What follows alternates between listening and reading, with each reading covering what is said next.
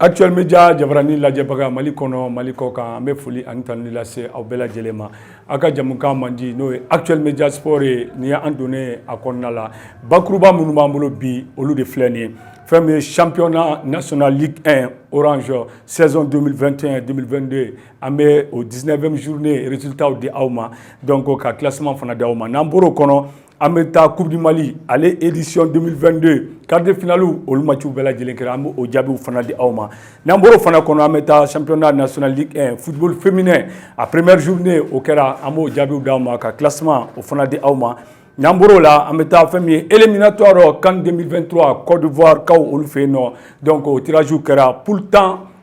groupe 10 ani fila donc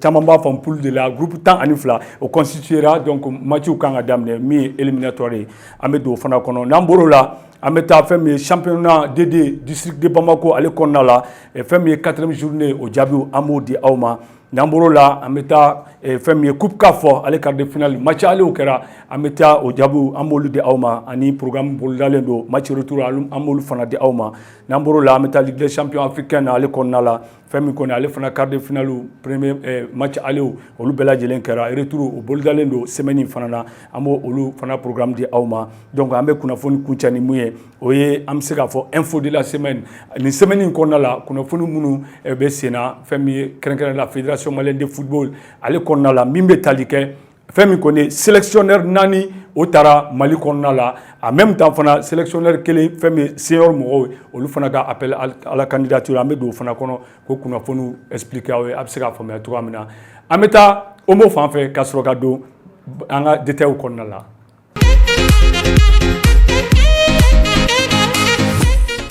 An ka bakuruba fɔlɔ fɛn min bɛ tali kɛ championnat national Ligue 1 Orange saison 2021-2022 19e journée olu matchw bɛɛ lajɛlen tanna fo n'a bɔra match kelen na o reportera donc an bɛna jaabiw di aw ma sisan 19e journée jaabi minnu sɔrɔla olu filɛ AS Police ale ni fɛn min kɔni ye Yele Olympique olu tun bɛ ɲɔgɔn na Yele a bɛna sebaya sɔrɔ o dolanci la 3 ani 2 ASCO olu tun bɛ ka afe o bisimila o dolanci a bɛ kɛ 2 ani 2 fɛn min Usfas ale ni Joliba olu ka match o reportera donc COB ale tun bɛ ka 11 créateurs ɲarelakaw olu bisimila o kɛra 2 fu ani fu o kɔfɛ AS Bakarijan olu tun bɛ ka US Buguba o fana bisimila olu fana ka match kɛra 2 fu ani fu AS Douane olu tun bɛ ka Stade Malien de Bamako o bisimila Stade a bɛ sebaya ɲuman sɔrɔ douaniers kɔni ka 3 ani Kanangolo dugu 7 olu tun bɛ ka fɛn min kɔni ye LCBA o bisimila LCBA a bɛna sebaya ɲuman sɔrɔ o dolanci ale kɔnɔna la 4 ani 1 fɛn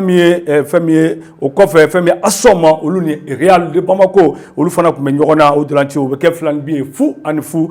Black Star ale fana tun bɛ ka USC de Kita o bisimila fɛn min Black Star ale bɛna sebaya sɔrɔ o dolanci kɔnɔna 3 ani 1 donc jaabi minnu sɔrɔla fɛn min 19e journée championnat national Ligue 1 Orange saison 2021-22 19e journée o de ye nin ye an bɛ taa classement na 19e journée ale tannen kɔfɛ an b'a ye k'a fɔ jɔyɔrɔ fɔlɔ o bɛ AS Bakarijan bolo halisa kuru 32 o b'u bolo ka frankan 7 jɔyɔrɔ filanan Joliba AC hali n'a sɔrɔ u ka match kelen a bɛ retard la fɛn min kɔni ye kuru 31 o b'u bolo ka frankan 12 jɔyɔrɔ sabanan USC de Kita ale jɔlen bɛ yen nɔ fɛn min ye kuru 29 o b'u bolo ka frankan o ye 3 ye jɔyɔrɔ 4nan ɲarelakaw 11 créateurs ale jɔlen bɛ yen nɔ kuru 28 u ka frankan o ye 6 ye jɔyɔrɔ 5nan Korofinakaw bɛ yen nɔ n'o ye ASCO ye fɛn min kɔni kuru 28 o b'u bolo ka frankan o ye 3 ye jɔyɔrɔ 6nan Stade Malien de Bamako ale jɔlen bɛ yen nɔ kuru 27 o b'u bolo ka frankan o ye 7 ye jɔyɔrɔ 7nan LCBA Lafɛbukaw olu kɔni ka équipe a bɛ yen nɔ kuru 26 o b'u bolo ka frankan o ye 5 ye jɔyɔrɔ 8nan fɛn min kɔni ye AS Police ale jɔlen bɛ yen nɔ kuru 25 o b'u bolo ka frankan o ye fu ye jɔyɔrɔ 9nan Yele Olympique ale jɔlen bɛ yen nɔ kuru 24 o b'u bolo ka dɔ bɔ o ye 2 ye fɛn min kɔni ye jɔyɔrɔ 10nan ye fɛn min US Buguba ale jɔlen bɛ yen nɔ kuru 23 o b'u bolo ka dɔ bɔ o ye 3 ye jɔyɔrɔ 11 nan Black Star ale jɔlen bɛ yen nɔ kuru 23 u ka dɔ bɔ o ye 5 ye jɔyɔrɔ 12nan COB ale jɔlen bɛ yen nɔ kuru 22 o b'u bolo ka dɔ bɔ o ye 1 jɔyɔrɔ 13nan Usfas ale jɔlen bɛ yen nɔ u ka match kelen fana o bɛ kɔfɛ fɛn min kuru 22 o b'u bolo ka frankan o ye 1 fɛn min ye jɔyɔrɔ 14nan CS dugu 7 ale jɔlen bɛ yen nɔ kuru 22 o b'u bolo u ka dɔ bɔ o ye 3 ye jɔyɔrɔ ani naani na fɛn min ye CS dugu 7 an y'o fɔ olu groupe 22 b'u bolo u ka dɔ bɔ o ye 3 ye jɔyɔrɔ 15 na ASC Real ale jɔlen bɛ yen nɔ groupe 21 o b'u bolo u ka dɔ bɔ o ye 2 ye jɔyɔrɔ 16 na AFE ale jɔlen bɛ yen nɔ groupe 21 o b'u bolo u ka dɔ bɔ o ye 4 ye fɛn min kɔni jɔyɔrɔ 17 na AS Douane ale jɔlen bɛ yen nɔ groupe 15 o b'u bolo u ka dɔ bɔ o ye 10 ye jɔyɔrɔ laban fɛn min ASOM Misirakaw olu jɔlen bɛ yen nɔ kuru 10 jɔyɔrɔ 18 na o jɔyɔrɔ laban ye ASOM ale jɔlen bɛ yen nɔ kuru 13 o de b'u bolo u ka dɔ bɔ o ye 14 ye classement min bɛ tali kɛ 19e journée ale taalen kɔfɛ championnat national Ligue 1 Orange saison 2021-2022 fɛn min kɔni Mali kɔnɔ ni ye o classement ye a bolo ni programme bɔra min bɛ tali kɛ 20e journée kan an b'o lase aw ma ladiriya kɔnɔna la an bɛ taa Segu fan fɛ ka sɔrɔ ka don bakuruba 2nan ale kɔnɔna la. Actuel Media Sport jamukan lajɛbaga Mali kɔnɔ Mali kɔ kan an bɛ foli lase aw ma an ka bakuruba 2nan an bɛ don ale kɔnɔ min bɛ tali kɛ Coupe du Mali édition 2022 ale kɔni ka quart de finale olu jaabiw bɛɛ lajɛlen sɔrɔla donc an bɛ olu jaabiw di aw ma Binkan FC dolanci fɔlɔ ale tun bɛ ka Renaissance o bisimila Binkan ale kɔni an bɛ se k'a fɔ Coupe du Mali kɔni kɔnɔna la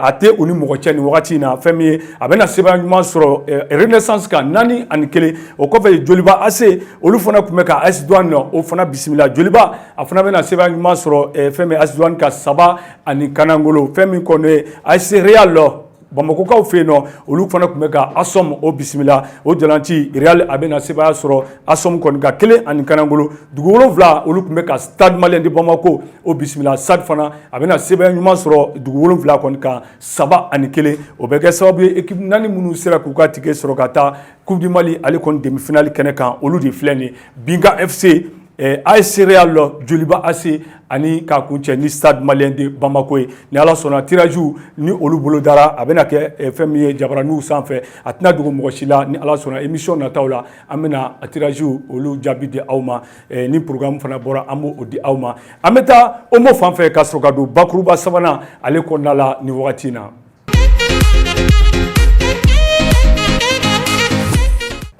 Actuel Media Sport ale jamukan kɔnɔ an bɛ don bakuruba 3nan ale kɔnɔ ni wagati in na min bɛ tali kɛ championnat national Ligue 1 Orange fɛn min ye football féminin ale kɔnɔna la première journée o kɔni tanna an b'a yir'aw la k'a fɔ fɛn min kɔni ye musolakaw fan fɛ poule 2 ale de constituélen don poule fɔlɔ donc équipe 7 o b'a yɛrɛ sɔrɔ o kɔnɔ n'o ye poule A ye poule B fana kɔnɔ équipe 7 o b'a yɛrɛ sɔrɔ o kɔnɔ donc poule A an b'o équipe di aw ma nin wagati in na an b'a yir'aw la k'a fɔ AS Manden ale bɛ yen nɔ AS Real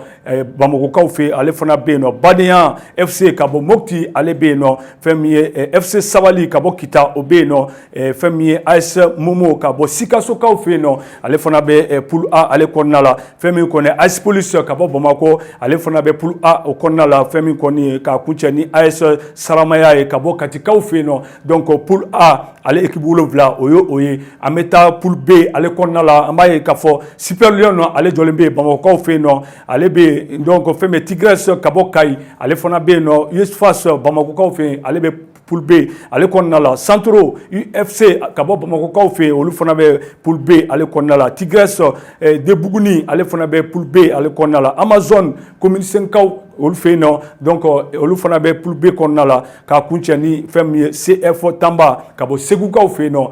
poule A ale ni poule B nin ye o ye football féminin ale kɔni kɔnɔna la an b'a ye k'a fɔ première journée olu tanna an bɛ poule A an b'o ta n'an ye poule A ta k'a lajɛ an b'a ye k'a fɔ rencontre 3 o de kɛra AS Real ale ni AS Momo olu tun bɛ ɲɔgɔn na Real a bɛna sebaya sɔrɔ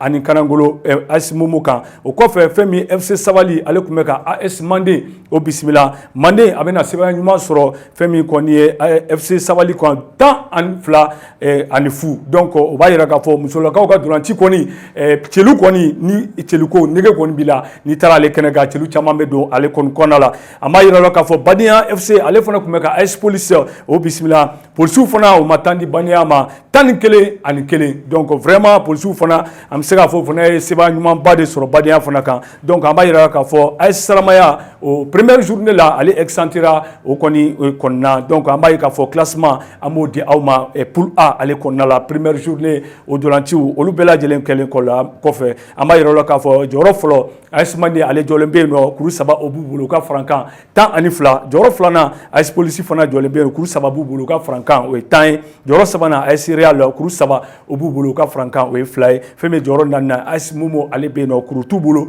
u ka dobo e fly joro duruna feme bania FC ale jolembe no kuru tubulu u ka dobo e tan feme joro worona FC Savali ale be no kuru tu u fana bulu u ka dobo o tan ani fly feme joro woloflana o be as salamaya bulu ale ma dulantan que fait mes premières journées qu'on a là donc amé bo poule A ale konna la ambeta musolakaw fanfɛ poule B ale kɔnɔ an bɛ don poule B kɔnɔ n'an donna première journée o jaabi minnu sɔrɔla olu filɛ nin ye Amazon commune 5 ale tun bɛ ka Santoro UFC o bisimila Amazon commune 5 bɛna sebaya sɔrɔ 3 ani Kanangolo o kɔfɛ Super Lion ale ni Tigres ka bɔ Bugunikaw fɛ yen nɔ fɛn min ye Super Lion a bɛna sebaya ɲuman sɔrɔ fɛn min kɔni Tigres de Buguni ka 3 ani Kanangolo fɛn min Tigres de Kayi olu fana tun bɛ ka Isfas o bisimila Isfas olu bɛna sebaya ɲuman sɔrɔ fɛn min ye Tigres de Kayi kɔni kan 6 ani 1 donc fɛn min kɔni CF Tamba ka bɔ Segukaw fɛ yen nɔ ale tun exemptelen don o fana journée la n'o ye première journée n'an ye classement ta k'a lajɛ poule B ale kɔnɔna la an b'a ye k'a fɔ musolakaw olu fɛ yen nɔ Isfas ale bɛ jɔyɔrɔ fɔlɔ la fɛn min kɔni kuru 3 o b'u bolo u ka farankan o ye 5 ye jɔyɔrɔ filanan Amazon commune 5 kaw fɛ yen nɔ ale bɛ yen nɔ kuru 3 o b'u bolo u ka farankan o ye 3 ye jɔyɔrɔ sabanan Super Lion ale bɛ yen nɔ kuru 3 o b'u bolo u ka farankan o fana ye 3 ye jɔyɔrɔ naaninan Santoro FC kurufu o b'u bolo u ka dɔbɔ o ye 3 ye jɔyɔrɔ naaninan fɛn min kɔni Tigres de Buguni fɛn min ye kurufu o b'u bolo u ka dɔbɔ o ye 3 ye jɔyɔrɔ 6nan Tigres de Kayi ale jɔlen bɛ kuru t'u bolo u ka dɔbɔ o ye 5 ye jɔyɔrɔ 7nan CF Tamba fɛn min ye première journée ale exemptelen kun do la a ma dolanci kɛ donc kuru t'u bolo fɔlɔ donc nin de kun ye fɛn min ye championnat national Ligue 1 Orange fɛn min ye football féminin min bɛ tali kɛ a première journée kan nin de kun y'o ye an bɛ taa fɛn min Segu fanfɛ ka so ka don an ka bakuruba naaninan ale kɔnɔ nin wagati na. Actuel Media Sport jamukan lajɛbaga Mali kɔnɔ Mali kɔ kan an bɛ foli lase aw bɛɛ lajɛlen ma a ka danaya la an bɛ don fɛn min ye an ka bakuruba naaninan ale kɔnɔ min bɛ tali kɛ tirage au sort kan tirage au sort min ni a bɛ tali kɛ CAN 2023 Côte d'Ivoire kaw olu fɛ yen nɔ 2023 ale dolanci min kan ka kɛ Côte d'Ivoire fɛn min ye poule 12 an bɛ se k'a fɔ bɛɛ b'a mɔgɔw bɛ min faamu kosɛbɛ o ye groupe ye groupe 12 o de constituera fɛn min ye Afrique du Sud kaw olu kɔni fɛ yen nɔ donc an b'a ye k'a fɔ tirage bɛɛ lajɛlen kɔfɛ groupe A ale kɔnɔna la fɛn min ye jamana 48 olu tilali kɛra olu de ni ɲɔgɔn cɛ groupe A kɔnɔ fɛn min ye Nigeria ale bɛ yen nɔ Sierra Leone Guinée Bissau ani Sao Tomé o jamana 4 o bɛ groupe A ale kɔnɔna la an bɛ bɔ groupe A kɔnɔna la an bɛ don groupe B ale kɔnɔna la an b'a ye k'a fɔ Burkina Faso Cap Vert Togo k'a kun cɛ ni Eswatini o ye jamana 4 ye min bɛ groupe B ale fana kɔnɔna la an bɛ bɔ groupe B kɔnɔ an bɛ taa groupe C ale kɔnɔna la Cameroun ale jɔlen bɛ Kenya Namibie k'a kun cɛ ni Burundi ye donc o fana jamana 4 olu de bɛ groupe C ale kɔnɔna la an bɛ bɔ groupe C kɔnɔ an bɛ don groupe D ale kɔnɔna la Égypte ale jɔlen bɛ Guinée Conakry Malawi k'a kun cɛ ni Éthiopie ye olu jamana 4 olu de bɛ groupe D ale kɔnɔna la an bɛ bɔ groupe D kɔnɔ an bɛ don groupe E ale kɔnɔna la Ghana ale jɔlen bɛ yen nɔ Madagascar Angola k'a kun cɛ ni Centrafrique ale donc an bɛ bɔ groupe E kɔnɔ an bɛ taa groupe F ale kɔnɔna la Algérie Ouganda Niger k'a kun tɛ ni Tanzanie olu bɛ groupe F ale kɔnɔna la an bɛ don fɛn min ye groupe G ale kɔnɔna la an ka jamana n'o ye Mali ale dagalen bɛ groupe min kɔnɔna la Mali Congo Brazza Gambie k'a kun cɛ ni Soudan du Sud ale kɔni ye donc an b'a yira u la k'a fɔ fɛn min kɔni ye Mali ale ka poule groupe o y'o ye an bɛ bɔ groupe G kɔnɔ an bɛ taa groupe H ale kɔnɔna la n'an donna yen an bɛ pays organisateur n'o ye Côte d'Ivoire ye ale jɔlen bɛ yen nɔ Zambie ale bɛ yen nɔ Comores bɛ yen k'a kun cɛ ni Lesotho ye donc olu bɛ groupe H ale kɔnɔna la an bɛ bɔ groupe H ale kɔnɔna la an bɛ taa groupe I a kɔnɔ n'an donna groupe I kɔnɔ an b'a yira u la k'a fɔ République démocratique du Congo ale bɛ yen nɔ Gabon o bɛ yen Mauritanie bɛ yen ka kuncɛ ni Soudan ye donc ni jamana 4 olu de bɛ groupe I ale kɔnɔna la an bɛ bɔ groupe I kɔnɔna la an bɛ taa groupe J ale kɔnɔna la n'an donna yen an b'a ye k'a fɔ Tunisie ale bɛ yen Guinée équatoriale Libye ka kuncɛ ni Botswana ye donc groupe J kɔnɔna poule kɔni o ye jamana o 4 ye an bɛ bɔ groupe J kɔnɔ an bɛ taa groupe K ale kɔnɔna la n'an donna groupe K kɔnɔ an b'a ye k'a fɔ Maroc Afrique du Sud ani Zimbabwe ka kuncɛ ni Libéria ye olu bɛ groupe fɛn min kɔni K ale kɔnɔna la an bɛ bɔ groupe K kɔnɔ groupe laban an bɛ don kɔnɔ n'o ye groupe L n'an donna groupe L kɔnɔ an b'a yira k'a fɔ Sénégal ale bɛ yen Benin bɛ yen Mozambique bɛ yen ka kuncɛ ni Rwanda ye ni jamana 48 kɔnɔna la poule 12 min constituera donc an b'a yira la k'a fɔ équipe fɛn o fɛn ni a sera ka jɔyɔrɔ fɔlɔ sɔrɔ poule groupe in kɔnɔ walima jɔyɔrɔ filanan olu b'u ka ticket sɔrɔ ka taa Côte d'Ivoire 2023 ale kɔnɛ ka na fo n'a bɔra Côte d'Ivoire ale ka poule la donc déjà Côte d'Ivoire ale ye pays organisateur ye o b'a yira k'a fɔ Côte d'Ivoire ale ka poule kɔnɔ équipe kelen Côte d'Ivoire ka fara o kan o de bɛ taa yen nɔ donc an b'a yira o la k'a fɔ ni Ala ma basi wɛrɛ kɛ CAN 2023 donc ale bolo dalen don fɛn min ye Côte d'Ivoire kaw olu fɛ yen nɔ jamana 48 olu de bɛ nin ɲɔgɔn dan in na yaasa ka se ka jamana 24 ka se k'o bɔ o cɛ la olu ka taa ɲɔgɔn sɔrɔ fɛn min ye CAN 2023 ale kɛnɛ kan donc an b'a yira o la k'a fɔ an bɛ to kunnafoni kɔnɔ halisa min bɛ tali kɛ tirage sort min kɛra Mali ale ka poule an bɛ segin ka na ale kɔnɔna la an b'a ye k'a fɔ Mali ka matchiw olu bolo dalen don hali n'a sɔrɔ donw ma préciser pour le moment an b'a yira o la k'a fɔ fɛn min kɔnɔ groupe G Mali a b'o de kɔnɔna la Mali a ka match fɔlɔ ani Congo o b'o kɛ donc ni Ala sɔnna date bɛ préciser fɛn min ye Mali ka match filanan an bɛ taa fɛn min ye Sudankaw olu fɛ yen nɔ donc n'i y'a o dolanci ta k'a lajɛ min bɛ tali kɛ première journée ale ni deuxième journée olu matchiw bɛ programmé le 30 mai yani ka se le 14 juin ma donc ni date précisera an bɛ o date di aw ma an ka jɛmukan ale kɔnɔna la donc Mali ka troisième journée match a bolo dalen don cogoya min na Mali ale bɛ fɛn min ye Gambie o bisimila Bamako yan nɔ donc o kɔfɛ Gambie donc ale bɛ Mali fana bisimila o ye 4e journée o fana date olu bɛ préciser kɔfɛ mais intervalle min bɛ o date ni ɲɔgɔn cɛ o ye k'a daminɛ le 19 au 27 septembre 2022 ni Ala sɔnna ma ni date précisera an bɛ olu fana di aw ma Mali ka 5e journée a n'a ka 6e journée 5e journée Mali ale bɛ taa Congokaw olu fɛ yen nɔ donc fɛn min ye 6e journée Mali a bɛ Soudan bisimila Bamako yan donc o matchiw fana olu bɛ kɛ date min kɔnɔna la o ye du 20 au 28 mars 2023 donc ni Ala sɔnna ni date précisera jamukan kɔnɔna la Actuel Media Sport kɔnɔ an o date o di aw ma CAN 2023 yɛrɛ dolanci Ivoire kaw olu fɛ yen nɔ a bɛ dérouler ni Ala sɔnna du 23 juin au 23 juillet ni Ala ma basi wɛrɛ kɛ donc nin bɛna kɛ Coupe d'Afrique kɔni ale ta ko 34 de fɛn min ye Afrique ale kɔnɔna la an bɛ taa fɛn min ye Omo fan fɛ ka sɔrɔ ka don an ka bakuruba 5nan ale kɔnɔna la nin wagati in na.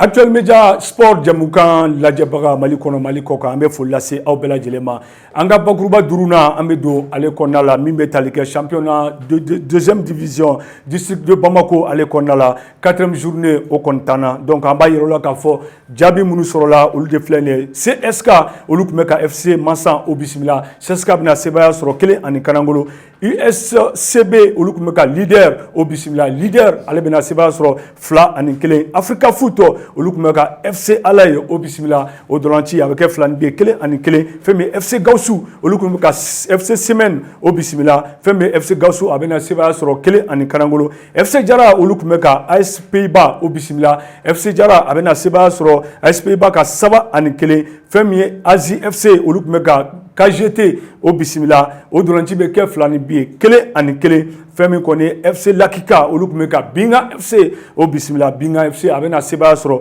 Lakika kan 1-0 AS Guerrier olu tun bɛ ka AS Haché o bisimila fɛn min AS Haché ale bɛna sebaya sɔrɔ AS Guerrier kan 1-0 4e journée o dolanciw jaabi o ni ye an bɛ classement di aw ma min bɛ tali kɛ 4e journée ale tanen bɛɛ lajɛlen kɔfɛ an b'a yir'aw la k'a fɔ jɔyɔrɔ ko n'i y'a ta k'a lajɛ Binga FC a jɔlen bɛ jɔyɔrɔ fɔlɔ la kuru 10 o b'a bolo a ka frankan o ye 4 ye jɔyɔrɔ filanan bɛ FC Simani bolo fɛn min ye kuru 9 o b'u bolo jɔyɔrɔ filanan na u ka frankan o 5 ye jɔyɔrɔ sabanan bɛ FC Jara bolo kuru 9 o fana b'u bolo u ka frankan o ye 4 ye jɔyɔrɔ 4nan bɛ AS Haché ale bolo kuru 9 o fana b'u bolo u ka frankan o ye 3 ye jɔyɔrɔ fɛn min ye 5nan ye o bɛ FC Alaye ale bolo kuru 8 o b'u bolo u ka frankan o ye 4 ye jɔyɔrɔ 6nan o bɛ Africa Foot ale bolo kuru 7 o b'u bolo u ka frankan o ye 1 jɔyɔrɔ 8nan jɔyɔrɔ 7nan disons leader Foot ale jɔlen bɛ yen kuru 6 o b'u bolo ka dɔ bɔ o ye 2 ye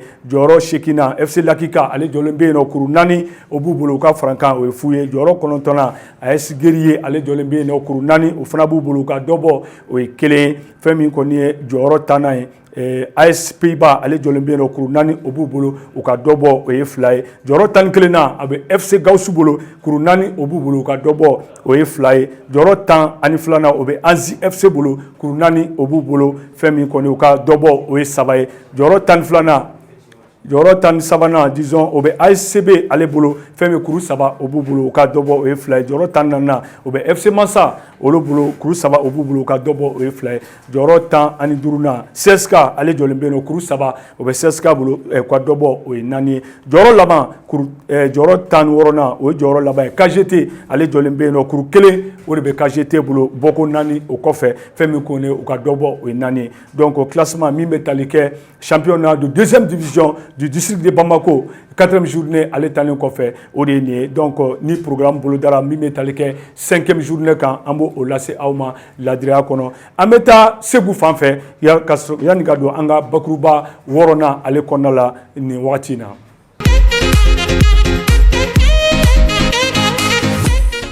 Actuel Media Sport jamukan juma o juma k'a lase aw ma a balimakɛ Sidiki Danbele an bɛ don an ka bakuruba 6nan ale kɔnɔ nin wagati in na n'an donna an bɛ don coupe CAF ale kɔni quart de finale match alew u bɛɛ lajɛlen kɛra donc jaabi minnu sɔrɔla coupe CAF ale quart de finale match alew olu kɔnɔna olu de filɛ nin ye Simba Sport Club olu tun bɛ ka Orlando Pirates o bisimila fɛn min ye Simba Sport Club ale bɛ sebaya sɔrɔ o dolanci la 1-0 o kɔfɛ Al Nasri ale tun bɛ ka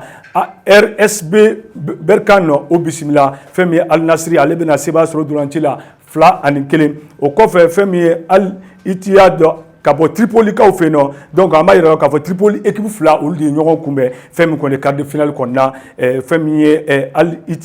Ittihad ale ni Al Ali ka bɔ Tripoli donc olu ka dolanci match ale kɔnɔna o kɛra 2 ye fu ani fu donc fɛn min ye quart de finale dolanta laban Pyramide olu tun bɛ ka TP Mazembe o bisimila o dolanci fana kɛra 2 ye fu ani fu donc n'i ye match retour ta k'a lajɛ olu bolo dalen don dimanche nata le 24 avril 2022 ni ala sɔnna match retour olu bolo dalen don 13h TP Mazembe ale bɛ Pyramide o bisimila fɛn min 16h Orlando Pirates ale bɛ Simba Sport Club o bisimila 20h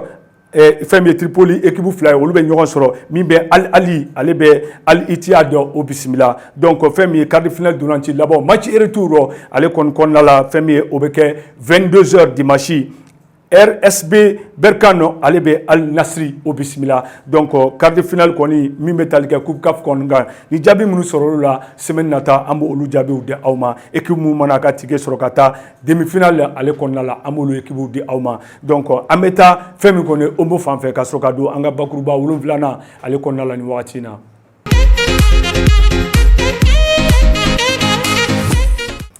Actuel Media jabarani lajɛbaga Mali kɔnɔ Mali kɔ kan an bɛ foli lase aw bɛɛ lajɛlen ma an bɛ aw hakili jigin k'a fɔ aw ka jɛmukan n'o ye Actuel Media Sport a bɛ ale de kɛnɛ kan donc fɛn min kɔni ye bakuruba 7nan an bɛ don ale kɔnɔ nin wagati in na n'an donna bakuruba 7nan kɔnɔ an b'a yira k'a fɔ Ligue des Champions africaine phase ale fɛn min kɔni ye quart de finale olu matchw bɛɛ lajɛlen kɛra jaabi minnu sɔrɔla olu de filɛ nin ye AS Setifo ale kun bɛ ka Espérance de Tunis o bisimila o dolanci a bɛ kɛ filani bi ye fu ani fu o kɔfɛ fɛn min ye Petro Luanda olu kun bɛ ka Sundoy o bisimila o dolanci Petro Luanda ale bɛna sebaya sɔrɔ Sundoy kan 2-1 o kɔfɛ Ali ka bɔ Egypte kaw olu fɛ yen nɔ olu kun bɛ ka Raja de Casablanca o bisimila Ali a bɛna sebaya sɔrɔ o dolanci kɔnɔna la 2-1 fɛn min quart de finale dolanci laban minnu kɛra CR Belouizdad olu kun bɛ ka Wydad de Casablanca o bisimila donc fɛn min kɔni Wydad a bɛ déplacer ka taa sebaya sɔrɔ CR Belouizdad ka fu ka so 1-0 donc match retour min bɛ tali kɛ coupe Ligue des champions africaine kɔni kan olu bolo dalen don ni Ala ma basi vendredi le 22 avril 2022 voilà donc à 21h Espérance de Tunis olu bɛ AS Setifo au bisimila vendredi le 22 avril 2022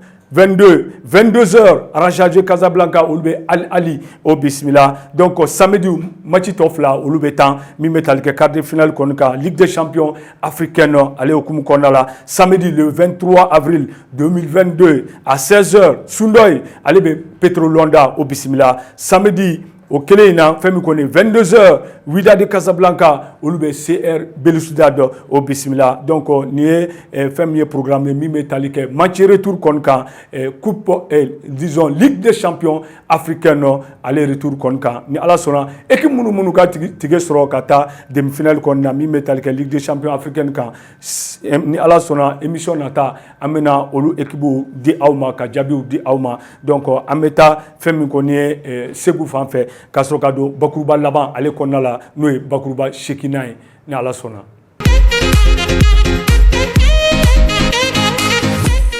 Actuel Media Sport jamukan kɔnɔna la an ka bakuruba laban an bɛ don o kɔnɔ donc n'an donna bakuruba laban ale kɔnɔna la an b'a yɔrɔ la k'a fɔ kunnafoni min semaine in kɔnɔ ni an bɛ se k'o da aw tulo kan o ye k'a fɔ Mali ale fédération malienne de football fɛn min kɔni ye sélectionneur 4 u y'u bolo bɔ olu nɔfɛ k'olu nommé k'u bila équipe kunna équipe minnu ni jamana ka équipe don n'an b'a fɔ ma équipe nationale donc n'a y'a ta k'a lajɛ catégorie ko de don voilà k'a daminɛ denmisɛnninw la ka na fo kɔrɔbalenw na an b'a ye k'a fɔ U17 olu kɔni kɔnɔna la fɛn min ye Soumaïla Koulibaly Soumalaba n'an bɛɛ lajɛlen b'a dɔn k'a fɔ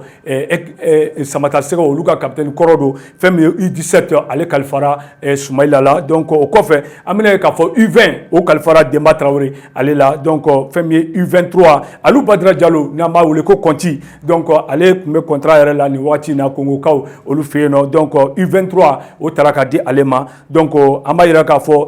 équipe nationale locale o taara ka di Nuhu Jane ale ma donc fɛn min kɔni Nuhu Jane a ye équipe confiera ale la an b'a fɔ n'o ye an ka denmisɛnninw minnu bɛ so nin wagati in na donc n'i y'a ta k'a lajɛ ni entraîneur 4 fɛn fɛn bɛ ni bolo bɔra a nɔfɛ donc nin tɛ u siɲɛ fɔlɔ nin baara ninnu na donc an bɛ Ala deli Ala ka baara ninnu ɲɛ u bolo parce que n'i y'a min b'a fɔ ko senior ɲuman bɛ n bolo o k'a ye k'a fɔ catégorie inférieure ɲuman de fana b'i bolo donc an ka jɛmukan ale kɔnɔna la Actuel Media Jabarani So ale kɔnɔna la an bɛ dugawu kɛ an ka sélectionneur 4 mun talen filɛ nin ye ka catégorie ninnu confier o la Ala ka se ka a ta fanga di u ma ni an bɛ kunnafoni kuncɛ ni min ye bi an b'a yira o la k'a fɔ fɛn min kɔni ye kɔrɔbalenw Magasuba ale bɔra a place la fɛn min ye ka se ka a remplacer fédération malienne de football ale ɲɛmaaba n'o ye Bavier a ye journaliste wele donc ka kunnafoni d'u ma k'a yira k'a fɔ appel à la candidature min bɛ tali kɛ Magasuba ale bɛ se ka remplacer cogoya min na ni entraîneur wɛrɛ ye o hukumu kɔnɔna la donc fɛn min kɔni ye appel à la candidature lancelen kɔfɛ an b'a yira o la k'a fɔ dossier 57 fédération malienne de football a secrétaire général a ye kunnafoni di k'a fɔ fɛn min kɔni ye dossier 57 o de déposera minnu bɛ fɛ ka kɛ sélectionneur kɔni ye an ka aigle kɔni ka sélectionneur donc o b'a yira k'a fɔ fɛn min ye dossier olu clôture bɛɛ lajɛlen kɛra le 20 avril 2022 12h donc an b'a yira o la k'a fɔ ni dossier 57 in kɔnɔna ni Ala sɔnna commission dɔ bilala sen kan minnu bɛna dossier ninnu lajɛ a ka kan ka di mɔgɔ min ma sɛgɛsɛgɛliw bɛɛ lajɛlen kɔfɛ donc ni min gɛrisigɛ donna fɛn min ye sélectionneur ya kɔnɔna équipe a bɛ ta k'a di olu ma donc kunnafoni min b'an bolo n'an bɛ an ka bi Actuel Media Sport jamukan ale kuncɛ n'o ye o ye nin ye yanni an ka bɔ jamukan kɔnɔ an b'an ka hakilila di nin yɔrɔ la jamana ni décision mun tara an tɛ se ka a bali mais fɛn min kɔni ye anw ka hakili la miirina fitinin min b'an na Mali bɛ yɔrɔ min na bi diplôme ko tɛ Mali bɛ yɔrɔ min na bi diplôme ko tɛ voilà k'a fɔ ko karisa expérience b'a la a ye équipe kɛmɛ entraîner on n'a pas besoin de ça an bɛ yɔrɔ min na sisan Mali ka di mɔgɔ ma vraiment rigueur bɛ mɔgɔ min na min bɛ se ka denmisɛnninw koron k'u don da fɛ joueur ko tɛ Mali la Mali mago bɛ mɔgɔ min bɛ se ka denmisɛnninw fara ɲɔgɔn kan mɔgɔ minnu bɛ se ka baara min kɛ k'o bila yen a tɛ mɔgɔ ɲɛda lajɛ Mali mago b'o de la donc ala ka hakili ɲuman di an ka ɲɛmɔgɔw ma o kɔni ye hakilila ye min bɛ an na an tun bɛ fɛ ka min fɔ ka da nin ko in kan donc yan'u ka taa dɔ ta ka na n'o ye k'a fɔ ko diplôme ba b'a bolo a ka na an ka équipe jigin dingɛ kɔnɔ an b'a yira k'a fɔ Mali équipe nationale diplôme ko tɛ an bɛ yɔrɔ min na ko bi diplôme ko tɛ an mago bɛ mɔgɔ la min bɛ se ka maliyɛnw ɲɛji cɛ balontanko la sinon diplôme ko tɛ donc an bɛ bi jɛmukan kuncɛ nin yɔrɔ in na ka foli lase an ka technicien ma n'o ye Omo ye ani fɛn min kɔni ye Seku ye an bɛ foli lase u bɛɛ lajɛlen ma Actuel Media Sport ale jɛmukan a bɛ dan sigi nin yɔrɔ in na a k'an bɛn diɲɛ waati wɛrɛ ni Ala sɔnn'a ma wasalamu